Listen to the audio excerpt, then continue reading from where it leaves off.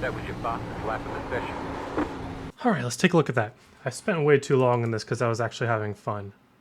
That's kind of weird for me at road courses. You can see it took me 57 tries. It wasn't actually 57.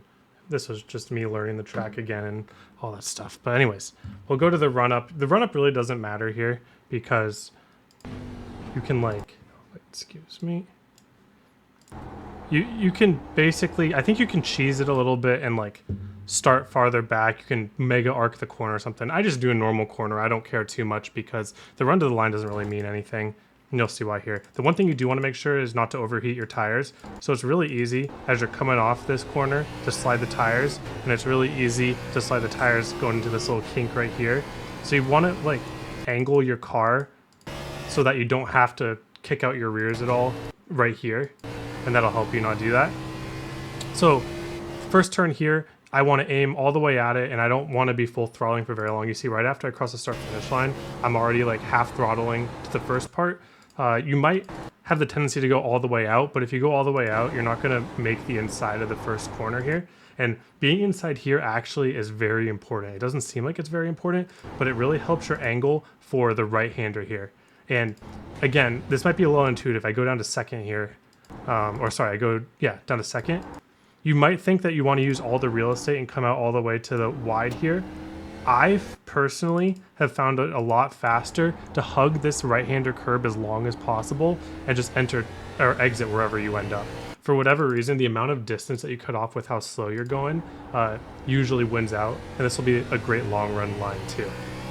So going into the next turn here, I clip my rights in the grass a little bit just because it'll be on the tarmac by the time I get back on. So you can see I wait until I'm back on the tarmac to brake. I only want to be trail braking this part because I'm trying to get a late apex.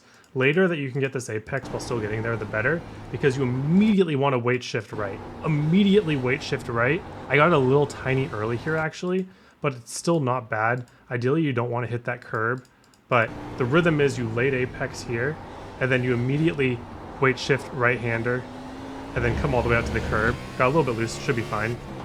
Keep it in second gear. I was going down to first for whatever reason for a while on this right-hander, but no, you have a wide enough exit to where you can keep it second. I basically brake right after like the cones begin. So right at the cones on the right, brake as hard as you can. And then as you have to really get it going right, not a smooth right-hander at all. So I yank it to the right immediately and start trail braking. And then you have such a wide exit here. It's going to be a little tight because the car doesn't like to turn right. But right after you get to that curb, you need to be kind of back on the throttle just because that's what carries the momentum and you can kind of save it. You can see I went out a little bit wider than I wanted to. Ideally, I want to be like left sides at the end of the curb, but I hop it a little bit, which cost me maybe a tenth, but it's not horrible. And then this corner here, again, as hard a braking as you can. I found that where it begins to get dark here is a good point. And making sure to keep this car straight throughout the heavy braking is very important because you can see how we have a little bump here as we go from elevation to flat, or as a slope to flat. If you have your wheel turned a little early as you're going through that, it's going to lock everything up. That's a huge thing for all these hard braking corners, including the last one here. When you have these downhill braking zones, you need the wheel as straight as possible when you go on your max braking, and then only turn the wheel when you're able. And I saw it get a little tight there, but that's okay. Then here, you're gonna have a little easier time turning here. So I'm actually slowing the car a little bit more. I'm trying to late apex this corner. I actually slightly early apex this.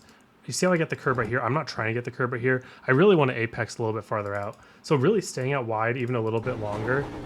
But I didn't really need to stay out wide any longer because I think I slightly overslowed the car. You can brake just a tiny bit later than this, get that huge turn in, and then late apex the curb, and this will set you up really nicely for the next curb here. I'm in first gear right now.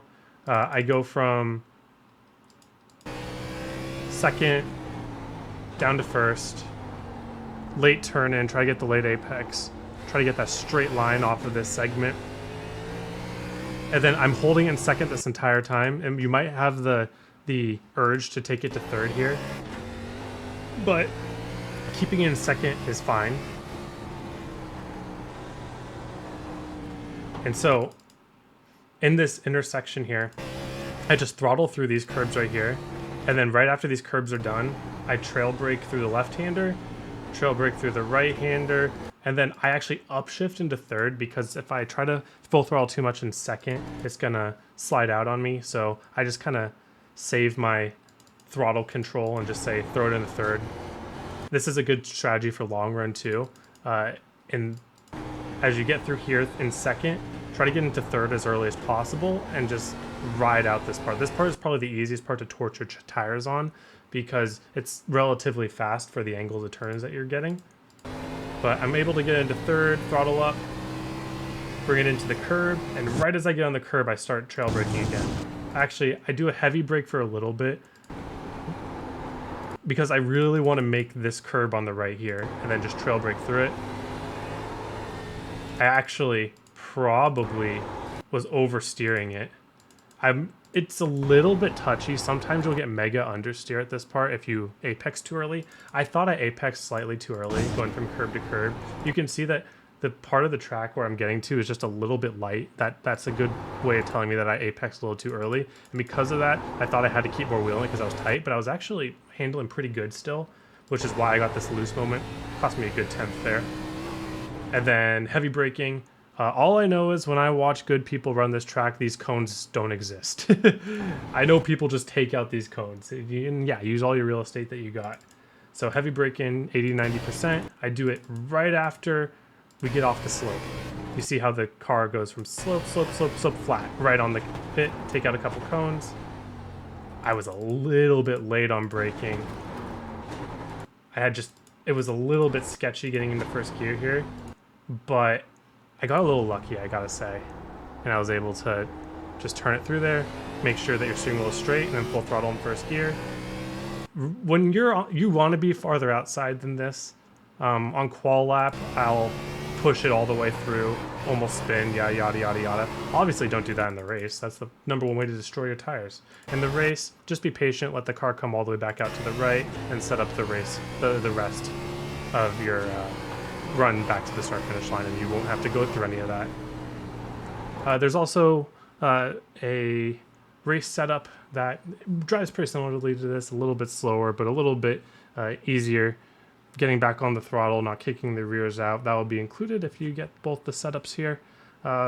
In terms of driving style, you can drive pretty much exactly the same. Same few rules. Hard on the brake, keep your wheels straight. Don't go over like 90% brake, you're probably going to lock up. Make sure as you're turning, you have to trail off the brake, and then also make sure that you are not spinning your rears coming off the corner at all costs. But anyways, if anyone has any questions, feel free to leave them in the comments. Thank you all for watching. Hope you have a wonderful day. I hope to see you all on the track.